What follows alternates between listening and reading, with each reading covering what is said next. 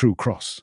Amorozocos, Nuestra Señora, 1000 to 931 BCE, 720, 2 BCE. According to biblical chronology, King Solomon ruled the United Kingdom of Israel and Judah for about 40 years, roughly from 970 to 931 BCE. His reign is traditionally viewed as a golden age for ancient Israel, but the scale of his power and wealth is debated by modern scholars. Solomon's territories. Based on the biblical narrative, Solomon's kingdom had direct control over a wide region and a sphere of influence that extended further through alliances and tributary relationships. Direct control, the core kingdom. The core territory under Solomon's direct rule stretched across the region, often described as from Dan to Beersheba, which encompasses much of modern-day Israel and Palestine. This includes the area from Dan in the north, near the modern border with Lebanon. The Negev desert region in the south, including Beersheba. The land along the Mediterranean coast, excluding some Philistine city-states. The area east of the Jordan River, in what is now modern Jordan. Sphere of influence, tributary states and alliances. Beyond this direct territory, Solomon's influence extended to other kingdoms that paid him tribute or were bound by treaties. The Bible describes his rule reaching the Euphrates River. The biblical accounts mention that Solomon's reign extended as far as the Euphrates in the north modern-day Syria. The border of Egypt, his influence also reached to the border of Egypt in the south, surrounding nations. Neighboring tributary states included Edom, Moab, and Ammon, located in modern-day Jordan and southern Israel. He also maintained a profitable trading alliance with the Phoenician city of Tyre in modern-day Lebanon. Scholarly debate on the scope of his kingdom. While the Bible portrays Solomon's kingdom as a powerful empire, modern archaeological evidence offers differing perspectives. A maximalist view, some scholars argue for a large, powerful kingdom, citing evidence like the Tel Dan stele and construction projects in key cities like Megiddo and Hazor that appear to be from this period. A minimalist view, other scholars like Israel Finkelstein, suggest that the biblical account exaggerates the size and wealth of Solomon's kingdom. This perspective proposes that the United Monarchy was likely a smaller, less opulent state, and that the grand biblical narrative was written later to glorify the kingdom's past. Moderate view. A middle ground position is that Solomon did preside over a robust network of alliances and trade routes that gave him significant regional influence, even if his military empire was not as vast as portrayed in the biblical text. The specific modern-day locations of their home kingdoms are determined by interpreting ancient geography.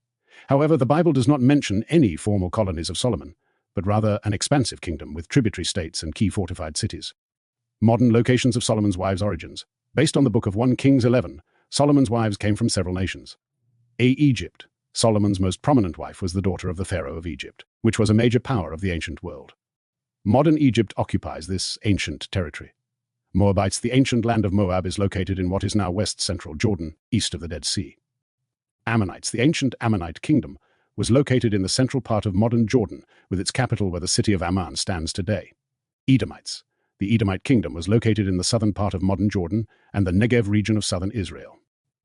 Sidonians. Sidon was a major Phoenician city-state located in modern Lebanon. Hittites. While the main Hittite empire was in ancient Anatolia, modern Turkey, Neo-Hittite city-states existed in what is now Syria during Solomon's time.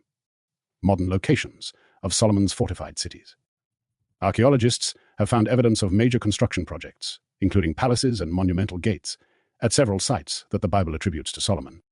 These cities were likely fortified garrisons or trade hubs within his kingdom rather than overseas colonies.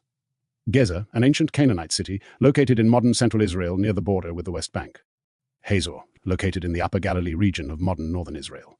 Megiddo, found in northern Israel near the modern kibbutz of Megiddo. Jerusalem, Solomon's capital, where he built the first temple, is the modern capital of Israel. Tadmor, the Bible mentions Tadmor as a city fortified by Solomon. It is often identified with the ancient city of Palmyra in modern Syria. The Queen of Sheba. The biblical account also describes a visit from the Queen of Sheba, though she was an independent ruler, not a wife. The exact location of the ancient kingdom of Sheba is debated by scholars, with strong traditions linking it to two modern nations. Yemen. Many historians place Sheba in the ancient kingdom of Saba in southwestern Arabia, with its capital at Marib in modern Yemen. Ethiopia. A strong Ethiopian tradition identifies the Queen of Sheba Makeda as an Ethiopian ruler whose line descended from Solomon. The ancient kingdom of Aksum is a candidate for her realm. Misconception about the Solomon Islands. The Solomon Islands in the Pacific Ocean were named by the Spanish explorer Alvaro de Mendana in 1568, who, upon finding gold there, believed he had discovered the location of King Solomon's legendary mines. The primary reason there is no year zero is that the calendar system was designed before the concept of zero was widely known and used in Europe. Proof that the ancient Negus traveler of the sun established global chiefdoms synchronized with ley-line astronomical chronograph.